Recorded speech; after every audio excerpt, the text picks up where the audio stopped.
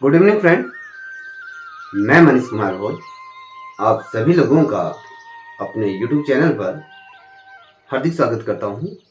दोस्तों, जैसे कि आप सभी को सर्वविदित है कि हम इस चैनल के माध्यम से उत्तराखंड की विभिन्न प्रतियोगिता परीक्षाओं की तैयारी कर रहे हैं और निरंतर इसी प्रकार से इस चैनल के माध्यम से हम उत्तराखंड की जो प्रतियोगिता परीक्षाएं हैं हम निरंतर उनकी प्रिपरेशन करते रहेंगे। दोस्तों, मैं आज आप लोगों के समक्ष जो श्रृंखला लेके उपस्थित हुआ हूं वो परीक्षा के दृष्टिकोण से अत्यंत महत्वपूर्ण है। आज का जो टॉपिक हमारा रहेगा वो है आपका उत्तराखंड में तालाबें, झीलें व हिमनद।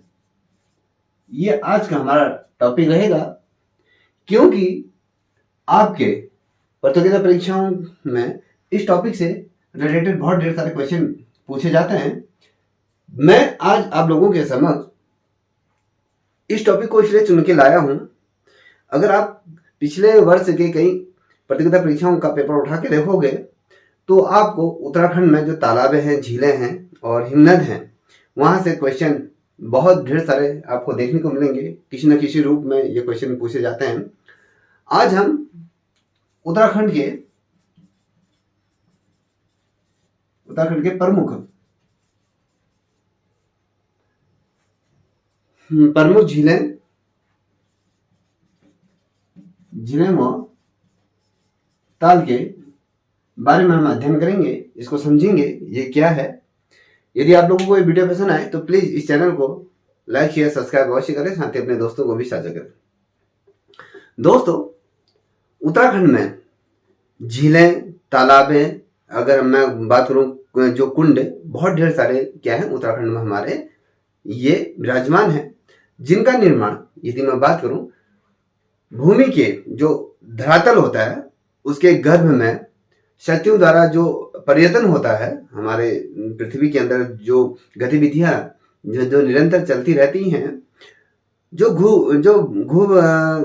भूगर्भी जो शक्तियां होती हैं, उनके द्वारा जो पर्यटन होता है, उनसे जो चीजें निर्मित होती हैं, यदि मैं बात करूं जो जिससे हिमानदियां जिसे हम कहते हैं ये उत्पन्न होती हैं, और साथ ही झीलें अधिकतर आपको यहाँ पर देखने को मिलेंगी। साथ ही उत्तराखंड के अंतर्गत नैनीताल जो जिला है वो झीलों के लिए और तालाबों के लिए ये जो जनपद है वो प्रसिद्ध है, और साथ ही जो नैनीताल को झीलों की नगरी या कहें सरोवर नगरी या ऋषि सरोवर के रूप में भी हम जानते हैं।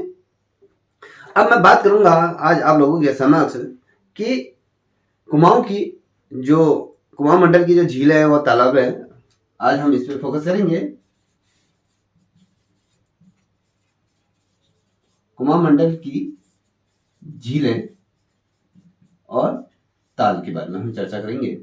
देखिए दोस्तों, जो तालाबें और जो झील जो निर्मित होती हैं वो जब हमारे पृथ्वी के अंतर्गत जब ऐसी भूगर्भी घटनाएं घटित होती हैं जिसकी वजह से कहीं पर ही दरारें पड़ जाती हैं, कहीं पर भूमि का कोई क्षेत्र जमीन के अंदर धंस जाता है, तो कई वर्षों या कई सालों इस प्रकार की जब घटनाएं घटित होती हैं, जब कोई केव बनती है तो उसमें कहीं ना कहीं प्राकृतिक रूप में पानी का स्राव निरंतर वहां पर बना रहता है, या कहें भूमिगत जब जल की अधिकता हो जाती है तो किसी न किसी रूप में वो भूमि के ऊपर निकलने की कोशिश करता है। तो इस कारण से क्या होता है, झीलें और तालाबों का निर्माण होता है। अगर मैं बात करूं उत्तराखंड के अंतर्गत, तो आप उत्तराखंड एक ऐसा राज्य है जो अपने प्राकृतिक सौंदर्य के लिए संपूर्ण भारत में ये जाना जाता है, अपितु ये विश्व में भी ये जाना जाता है। जैसे मैं बात करूं, आपसे मैंने कहा था कि नैनीताल है। नैनीताल ये एक ऐसा पर्यटन स्थल है जो विश्व विख्यात है।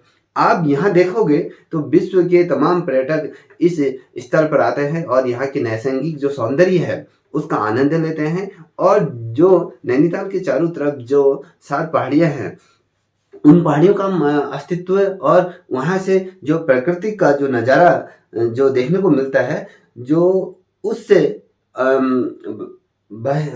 यदि मैं कहूँ उससे आनंदित होने के लिए लोग यहाँ पर आते हैं। एक प्रकृति के साथ जो जुड़ाव होता है लोगों का, वो इस लिए उत्तराखंड एक पर्यटन स्थल के तौर पे भी लोगों को ये जाना जाता है। यहाँ पर लोग, अगर हम बात करें, अगर हमारे उत्तराखंड की अर्थव्यवस्था की बात करें, तो ये पर्यटन अर्थव्यवस्था पर ही हमारा जो राज्य की आय होती है, इसलिए हमारे उत्तराखंड तालाब और झीलों और हिमनद के लिए जाना जाता है। अगर मैं बात करूं दोस्तों, कुमाऊं मंडल की मैं बात कर रहा था। कुमाऊं मंडल में जो झीलें और तालाबों की बात करें, तो कुमाऊं मंडल में कुछ प्रमुख झीलें तालाबें और हैं, जैसे कि अगर मैं नैनीताल की बात करूं, पहला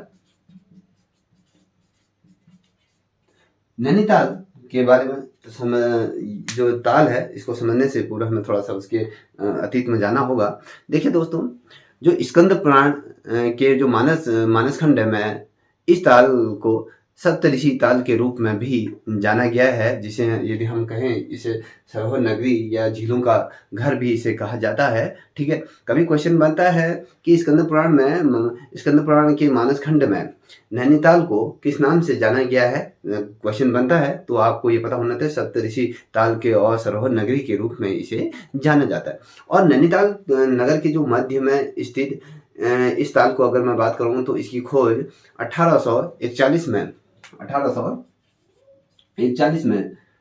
पीटरसन बैरन द्वारा इसकी खोज की गई थी। ये जो पीटरसन बैरन थे, ये एक विदेशी व्यापारक थे जो व्यापार करने के लिए भारत आए। जब यहाँ पर ये आए उत्तराखंड के अंतर्गत, तो जब यहाँ इन्होंने नैनीताल में गए, तो यहाँ पर उस समय के जो ठेकेदार थे, नूर सिंह जी थे यहाँ पर के उस समय इसके ठेकेदार, तो उन्होंने यहाँ पर इसकी डिस्कवरी की, नैनीताल सरोवर की, ये कहें इस झील की जो खोज का जो श्रेय जाता है आपके पीटरसन बैरन को जाता है।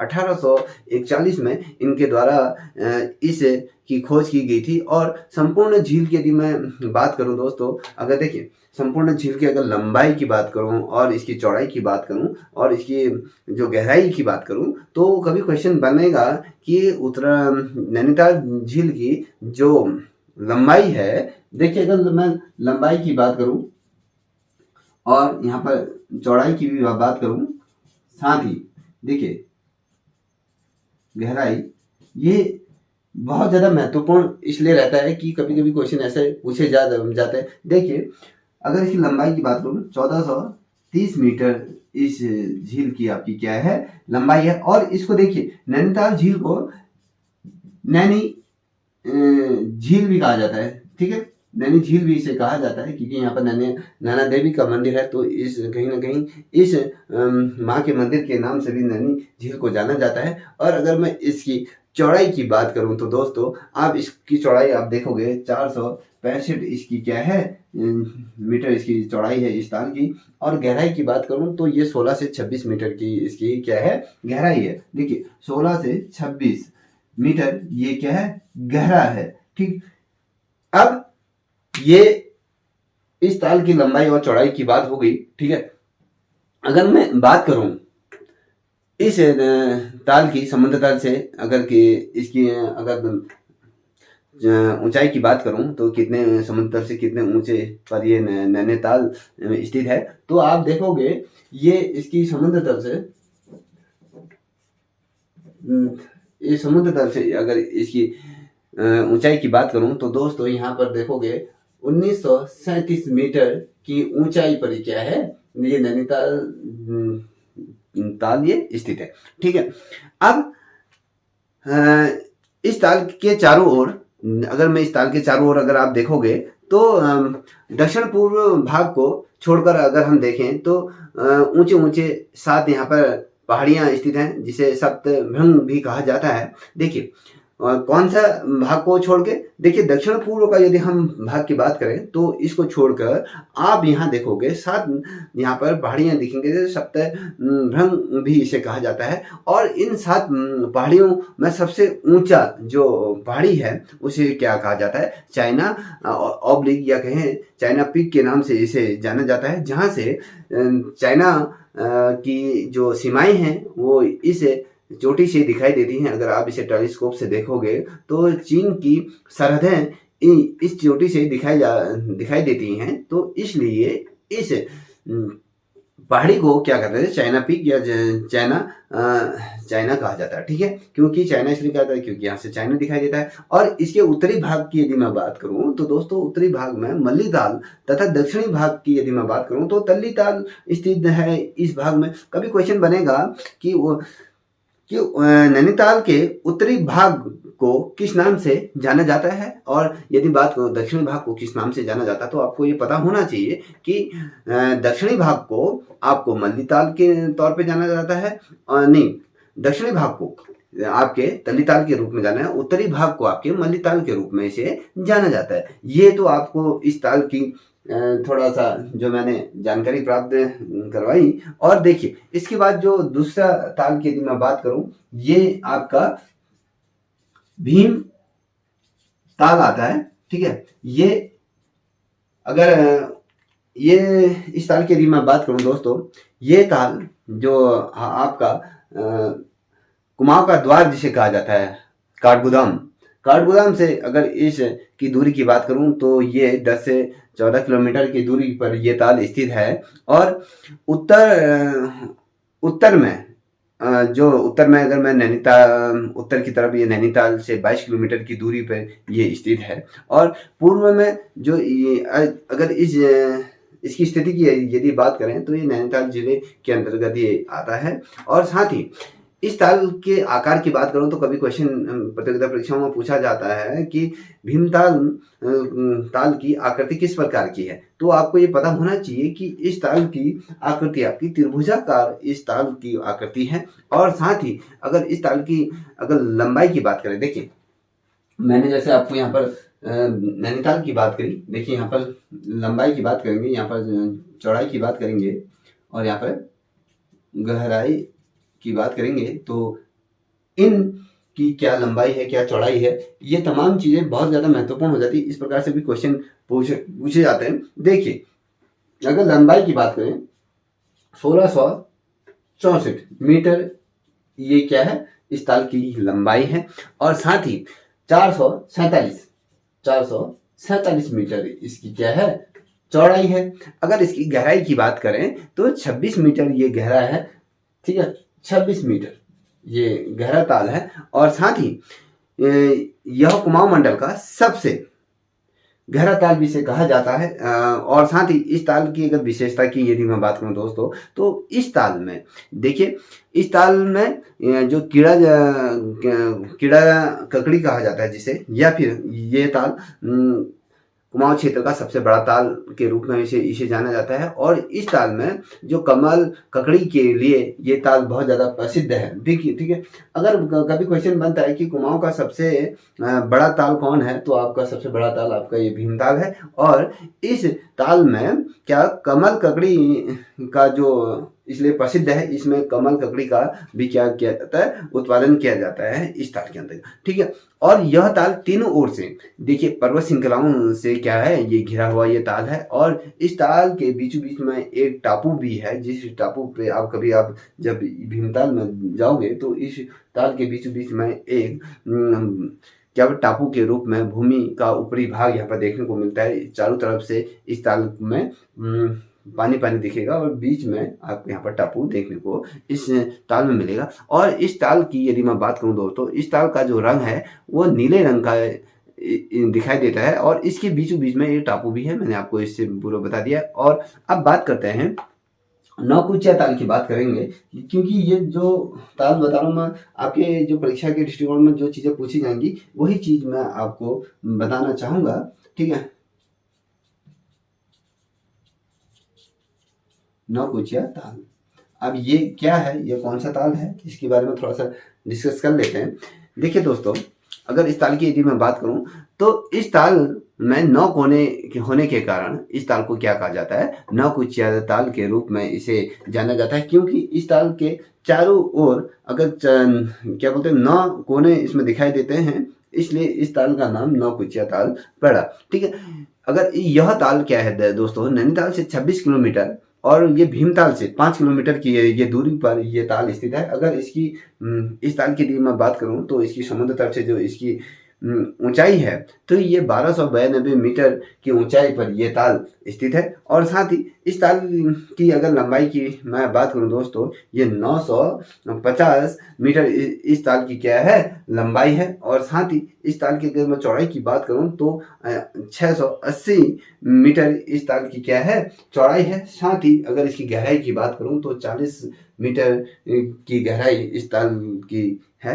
ये ताल इतना गहरा है। साथ ही ये अगर मैं बात करूं जैसे उत्तराखंड का सबसे गहरा ताल जो देखिए नौकुचिया ताल आपको 40 मीटर ये गहरा देखने को मिलेगा। वहीं नैनीताल की गहराई की बात करें तो ये 1626 मीटर है। और अगर भीमताल की ताल की बात करें तो ये 26 मीटर ये गहरा है।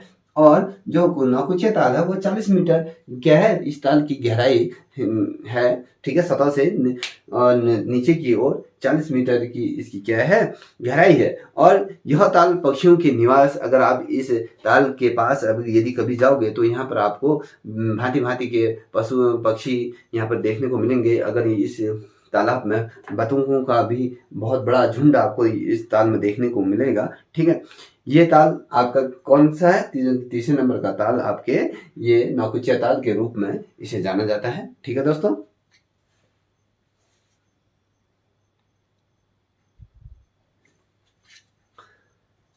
अब बात करते हैं अगले ताल की जो नैनीताल जनपद के अंतर्गत ही सारथी रूप में कुमाऊं मंडल में क्या होते हैं ताले मिलती हैं। अगर अब बात करते हैं जो अगला ताल है वो आपका खुरपुरा ताल है। ठीक है,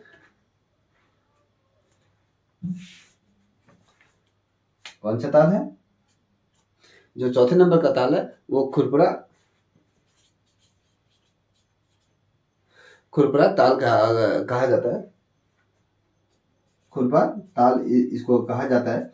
अब ये कहाँ स्थित है, क्या है इसकी स्थिति के बारे में जाने। देखिए जो खुरपा ताल है दोस्तों, ये आपके जो नैनीताल नगर है, नैनीताल नगर से 10 किलोमीटर की दूरी पर ये ताल स्थित है। और अगर इसकी यदि हम बात करें, अगर समुद्र तल से इसकी ऊंचाई की बात करें तो दोस्तों तो ये आपके 1930 के आसपास, जैसे समुद्र तल से अगर मैं बात करूं नैनीताल की तो आपके 1937 देखा, तो ये 1930 या 1925 मीटर की ऊंचाई पर ये ताल आपको देखने को मिलेगा। साथ ही अगर इस ताल की लंबाई की बात करूं तो इस ताल की जो लंबाई है, खुरपा ताल की अगर लंबाई की बात करें दोस्तों तो इस ताल की जो लंबाई है वो आपके 1633 है। 1633 मीटर की इस ताल की क्या है लंबाई है। साथ ही अगर इस ताल की चौड़ाई की बात करें तो 5 मीटर चौड़ा ये ताल है।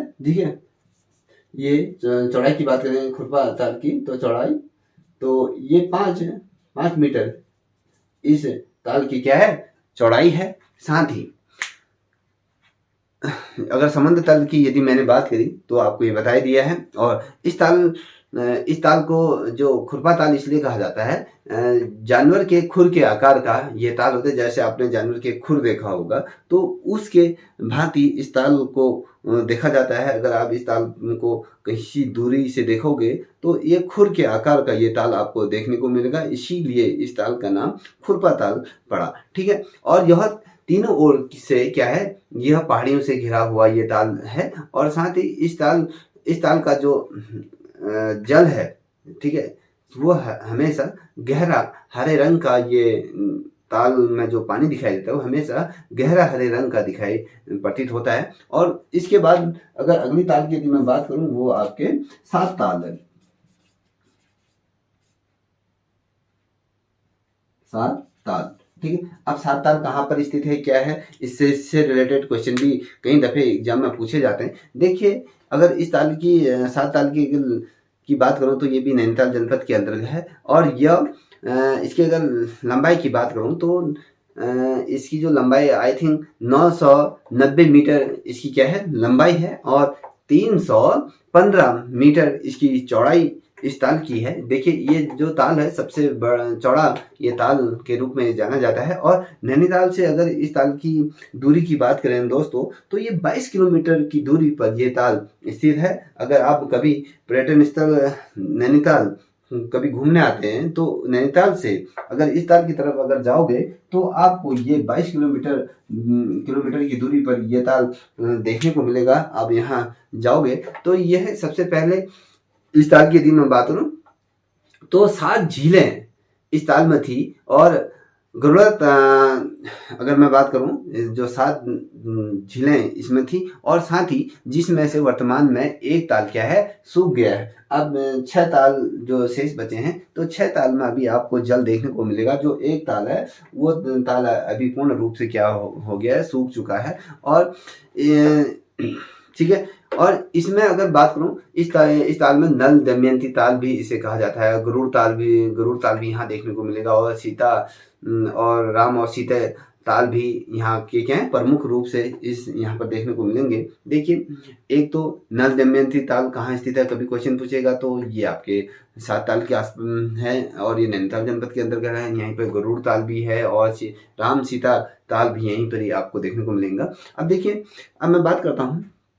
देखिए समझिए मैं जो चीज़ कह रहा हूँ उसे आप ध्यानपूर्वक समझिए। अगर आपको ये पसंद आए तो प्लीज़ कमेंट सेक्शन में अपना सुझाव अवश्य दें कि ये वीडियो आपको कैसी लगी। देखिए अगर मैं बात करूँ नल दमयंती ताल की बात करूँ तो दोस्तों इस ताल की अगर बात करूँ तो यह जो ताल है मेहरा गांव है नैनीताल जनपद के अंतर्गत। तो 7 ताल जो नैनीताल से ये 3 किलोमीटर की दूरी पर क्या है ये ताल आपका स्थित है। और इसको पंचकोटी ताल के रूप में भी इसे जाना जाता है। ठीक है, और इसकी आकृति अगर इस ताल की अगर आकृति की बात करूँ नल दमयंती ताल की आकृति की बात करूँ, जो अश्व खुर होता है ना, जो घोड़े का जो पैर होता है, जो उसके जो पैर का जो नीचे का जो हिस्सा होता है जहाँ पर खुर होता है तो उसके समान ये क्या होता है ये ताल प्रतीत होता है। और इस ताल की जो गहराई की यदि मैं बात करूँ तो 40 मीटर इस ताल की क्या है गहराई है। ठीक है, अब दूसरे अगर इसकी बात के जो ताल की यदि मैं बात करूं वो तड़ाक ताल आपने बहुत दफे सुना होगा। तड़ाक ताल कौन सा ये ताल है, इस ताल की क्या विशेषताएं हैं। ठीक है दोस्तों, जो मैं बात कर रहा हूं तड़ाक ताल की, तो जो तड़ाक ताल है ये आपका अल्मोड़ा जनपद के अंतर्गत ये ताल को देखा जाता है। अगर आप इस ताल को देखोगे तो आपको अल्मोड़ा जनपद में जाना होगा। जब आप अल्मोड़ा जनपद में जाओगे तो इस ताल की स्थिति की यदि मैं बात करूं तो दोस्तों यह ताल अल्मोड़ा जनपद के जो चकोटिया विकासखंड है वहां से 10 किलोमीटर की दूरी पर यह ताल है। और इस ताल की यदि मैं बात करूं इसकी खासियत क्या है, 1 किलोमीटर ये ताल क्या है लंबा है और 500 मीटर इसकी क्या है चौड़ाई है। यह ताल के चारों ओर अगर मैं बात करूं तो चीड़ है और देवदार है और बांस है, बुरांस है, ये तमाम पेड़ पौधों से ये ताल क्या है घिरा हुआ ताल है। और इस ताल के निचले भाग की यदि मैं बात करूं तो यहाँ पर क्या है जल निकासी के लिए 5 सुरंग बनाई गई है। कभी क्वेश्चन बनेगा ऐसा कौन सा ताल है जिसके अंतर्गत 5 सुरंगें बनाई गई है पानी की निकासी के लिए, तो आपको ये पता होना चाहिए कि तड़ाक ताल वह ताल है जिसमें 5 सुरंगें क्या गई हैं पानी को निकासी के लिए 5 सुरंग बनाई गई हैं। और यह जो ताल है तड़ाक ताल ये आपके अल्मोड़ा जनपद के विकासखंड चौखटिया के अंतर्गत ये स्थित है। ये वाला क्वेश्चन कई दफे पूछा भी गया है कि तड़ाक ताल किस जनपद के अंतर्गत है, तो ये जो तड़ाक ताल है आपके ये नैनीताल जनपद के अंतर्गत ये तड़ाक ताल स्थित है। ठीक है, ये जो प्रश्न है वो बहुत ज़्यादा महत्वपूर्ण इसलिए बन जाता है क्योंकि इससे रिलेटेड क्वेश्चन कई दफे पूछे गए हैं एग्जाम में।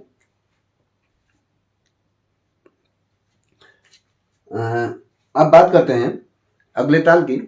जो ताल की मैं बारे में बात करूंगा वो ताल है आपका गिरी ताल। ठीक है, गिरी ताल के बारे में बात करेंगे।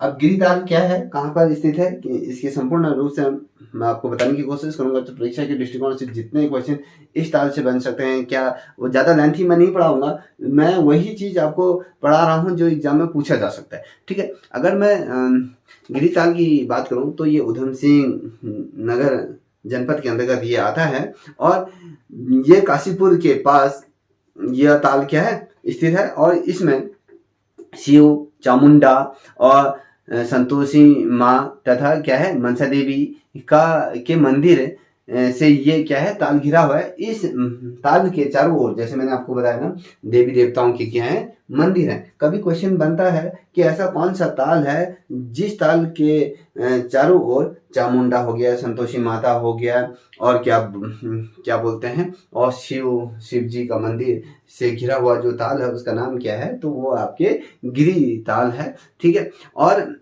यही इससे पूछा जाएगा। और कभी क्वेश्चन ये भी पूछेगा कि गिरी ताल किस जनपद के अंतर्गत आता है और किस मंडल के अंतर्गत आता है, तो आपको पता होना चाहिए कि गिरी ताल आपके उधम सिंह जनपद के अंतर्गत आता है और ये कुमाऊं मंडल के अंतर्गत ये ताल आता है। अब बात करें दोरना ताल। दोरना ताल क्या है, देखिए दोरना ताल, इसको थोड़ा सा समझ लेते हैं, इससे भी रिलेटेड क्वेश्चन पूछे जाते हैं। देखिए दोरना ताल जो काशीपुर है उधम सिंह नगर जिले के अंतर्गत ये आता है, ये और यहाँ से 2 किलोमीटर की दूरी पर क्या है ये ताल स्थित है। उधम सिंह नगर जो है तो वहाँ से 2 किलोमीटर दूरी, जो काशीपुर है वहाँ से 2 किलोमीटर की दूरी पर ये ताल स्थित है, और इसे गुरु द्रोणाचार्य की जो भव्य प्रतिमा भी इस ताल के क्या है किनारे स्थित निर्मित की गई है। कभी क्वेश्चन बनेगा कि द्रोणाचार्य की जो भव्य प्रतिमा किस ताल के पास निर्मित की गई है, तो आपको पता होना चाहिए कि दोरना ताल ये आपके काशीपुर से 2 किलोमीटर दूरी पर स्थित है, इसलिए इसका नाम दोरना ताल ये पड़ा है। और यहाँ तक ये माना जाता है कि दोस्तों कि जो द्रोणाचार्य हैं, जो गुरु द्रोणाचार्य हैं, उन्होंने क्या किया था, अपने शिष्यों को यहाँ पर क्या कराई थी, धनुर्विद्या की प्रशिक्षण यहाँ पर उनके द्वारा यहाँ पर दिया गया था, इसलिए इस ताल को दोरना ताल भी कहा जाता है। और इसके बाद जो ताल आता है वो ताल की यदि मैं बात करूं तो आपको ये ताल जो है, मैं जिन तालों की मैं बारे में बात करूं तो आपको ये मुखाग्री याद होना चाहिए कि कौन सा ताल कहाँ पर है, कि इस ताल की क्या विशेषता है, तमाम चीज़ें ये पूछी जाती है। तो आपको बाय हार्ट जब तक याद नहीं होगा तब तक आपके जो डाउटफुल ये रहेंगे। अगर कभी क्वेश्चन बनता भी है तो वो आपकी क्या होंगे, हमेशा गलत ही साबित होंगे। आपको विस्तार पूर्वक इसे पढ़ना होगा। देखिए उसके पश्चात जो ताल आता है कुमाऊं मंडल के अंतर्गत वो रिमझिम ताल आता है। देखिए जो रिमझिम ताल है ये भी, ठीक है, ये भी उधम सिंह जिले के अंतर्गत आता है। देखिए ये 2 किलोमीटर की परिधि का जो गोलाकार व्यास होता है ना, ये ताल क्या है, इस प्रकार का ये ताल है, गोलाकार रूप में इस ताल को है। और देखिए इस ताल के आसपास जो साल होता है और जो चीड़ के वृक्ष हैं, बुरांस हैं और देवदार के, ये क्या है सघन वृक्ष से ये घिरा हुआ है, क्या है ये रिमझिम ताल ये घिरा हुआ है। और ये टनकपुर है ना दोस्तों, जो टनकपुर के जो भर्मदेव है, और यहाँ से लगभग जो ये स्थान है यहाँ से लगभग 20 किलोमीटर की दूरी पर ये ताल स्थित है। और इस ताल का अगर मैं जल की बात करूं तो दोस्तों इस ताल का जो जल हमेशा आपको नीला देखने को प्रतीत होता है। और साथ ही अब मैं अगले ताल की यदि मैं बात करूं जो कुमाऊं मंडल के ही अंतर्गत है, तो ये आपकी श्याम ताल इसे कहा जाता है। ये भी उधम सिंह नगर जिले के अंतर्गत ही आता है। देखिए 2 किलोमीटर की परिधि के व्यास में ये इसका फैलाव, इस ताल का भी फैलाव है। और देखिए अब जो ये श्याम जो ताल है ये आपके चंपावत जनपद के अंतर्गत है। थोड़ा सा इसमें मिस्टेक हो गई थी। देखिए कुमाऊं मंडल की तालों की हम बात कर रहे हैं तो जो ये ताल है आपके, ये चंपावत जनपद के अंतर्गत ये ताल आता है, ये स्थित है। और देखिए ये गहरे जो श्याम, जैसे आपका श्री कृष्ण भगवान का जो मुखमंडल था, जो उनका कलर था, और यदि मैं बात करूं ये गहरे श्याम रंग के जल से ये भरा हुआ ये ताल है। और देखिए ऊंची और नीची पर्वत श्रृंखलाएं इस ताल के चारों ओर क्या है व्याप्त हैं। और ये पर्वत श्रृंखलाएं अगर आप देखोगे तो यहाँ पर इस ताल के चारों ओर अगर नीचे की ओर देखोगे तो ये सीढ़ीदार खेतों की भव्यता लिए हुए ये ताल है, जिसे हम श्याम ताल कहते हैं। अगर इस ताल की बात करें तो दोस्तों इस ताल में हमेशा आप देखोगे सफेद रंग के क्या खिले रहते हैं, कमल के पुष्प ये इस ताल में खिले रहते हैं सफेद कलर के। कभी क्वेश्चन बनता है कि कुमाऊं मंडल के अंतर्गत ऐसा कौन सा ताल है जिस ताल में सफेद कमल के पुष्प खिले रहते हैं, तो वो आपके श्याम ताल है। इसीलिए इसको श्याम रंग के रंग इसमें प्राप्त होता है। इस जल में अगर मैं बात करूं इस ताल का जो रंग है श्याम रंग का है, तो इसलिए इसे श्याम ताल भी इसे श्यामा ताल भी इसे कहा जाता है। ठीक है। और इसके अतिरिक्त अगर इसकी ये बात करूं तो जो खुरपा ताल है, नाग ताल है और जो स्वामित्व ताल है या कहीं अन्य जो ताल हैं इसके इर्द गिर्द घूमे हैं। और इस ताल के पास ही आपके विवेकानंद क्या है स्वामी आश्रम भी आपके श्याम ताल के आसपास ये स्थित है। ठीक है। अब मैं जो कल जो ताल के बारे में जो डिस्कस करूंगा वो गढ़वाल मंडल के अंतर्गत कौन कौन से ताल आते हैं, हम कल उस पर फोकस रखेंगे। कौन ये ताल कितने महत्वपूर्ण हैं, तमाम चीज़ें, इन तालों से क्या क्या क्वेश्चन बन सकते हैं आपके एग्जाम में, तो उन पे भी हम गहनता से ध्यान देंगे। और साथ ही देखिए जैसे कभी क्वेश्चन ये बनेगा किस जिले में प्राकृतिक तालों की संख्या सारिधि रूप में है। पीछे 2010 में ये क्वेश्चन पूछा गया है। अगर नैनीताल, रुद्रपुर, गया चमोली या बागेश्वर, तो ये आपको पता होना चाहिए कि सारिधि रूप में किस जनपद के, देखिए नैनीताल जनपद के अंतर्गत ही सारिधि रूप में क्या है तालें स्थित हैं। ठीक दोस्तों, यदि आप लोगों को वीडियो पसंद है तो प्लीज़ वीडियो को लाइक शेयर सब्सक्राइब अवश्य करें, साथ ही अपने दोस्तों को भी साझा करें। तब तक के लिए इतना ही। जय हिंद, जय भारत, जय उत्तराखंड।